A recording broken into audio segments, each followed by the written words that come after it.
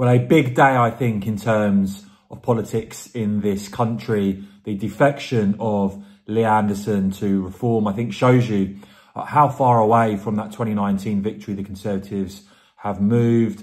And that Rishi Sunak, far from triggering a Conservative recovery, is actually driving support for the Tory party below the levels seen under Boris Johnson and Liz Truss. We saw recently 2/3 almost of Tory party members actually opposing Rishi Sunak's suspension of Lee Anderson. Anderson refusing to apologise, and now Reform's first MP. Interesting that he mentioned his parents today in urging him to join Reform. And another massive miscalculation, it seems, by allies of Rishi Sunak. They did not expect number 10 for Lee Anderson to join Reform. And I think Patrick O'Flynn gets it bang on there. And he says, given the volatility of the electorate and the shallow grip the Tory party has on many of its remaining voters, Lee Anderson joining Reform is a very big deal. And he's predicting polls showing it drawing level, Reform drawing level with the Conservatives soon. Interesting to note as well, when you look at the poll for Telegraph readers, pretty overwhelming there, backing this decision from Anderson to join Reform. In terms of the Conservative reaction, well, David Campbell-Bannerman of the Conservative Democratic Organisation saying that the defection of Anderson is deeply regrettable, but caused by yet more number 10 incompetence and mishandling, saying there that Rishi Sunak is to blame directly for this and that Conservative MPs must wake up. The New Conservatives group, a set of MPs who I do think understand the perilous position they now find themselves in, saying there that they need to change course urgently. Well, I don't expect that to happen now.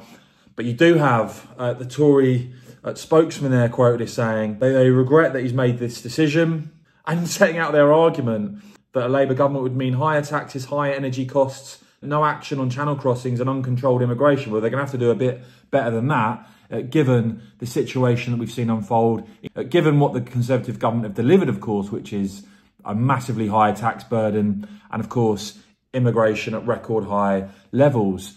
But here's something to watch out for.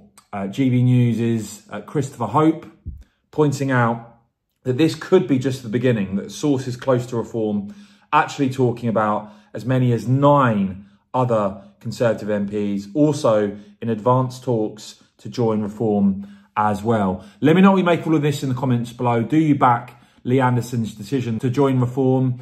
Are you currently planning to vote Reform? And I'll just leave you with some of what Lee Anderson himself had to say today. Now, I might not know a lot of these long words some of the people use in Parliament, but I know a few short ones. But unfortunately, this sometimes leads me to be labelled as controversial in my opinions. But my opinions are not controversial. There are opinions which are shared by millions of people up and down the country. It's not controversial to be concerned about illegal immigration. It's not controversial to be concerned about legal migration.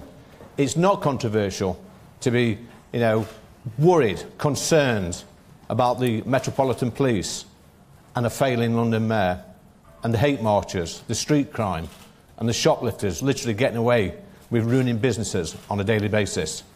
It's not controversial to fight back in a culture war that is sweeping our nation. I am proud of our great country and the gifts it has given to the world over hundreds of years.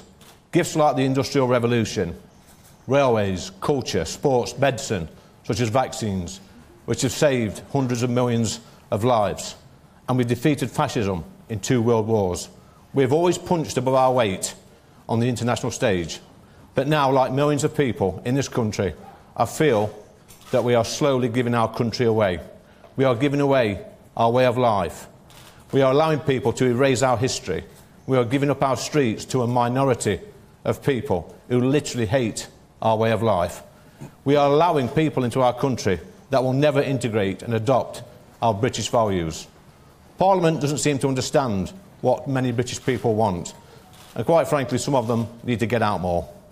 I made some remarks a few weeks back about the London mayor for which I was stripped of the whip from the Conservative Party. And let me be clear right now, on this stage, I will not apologise.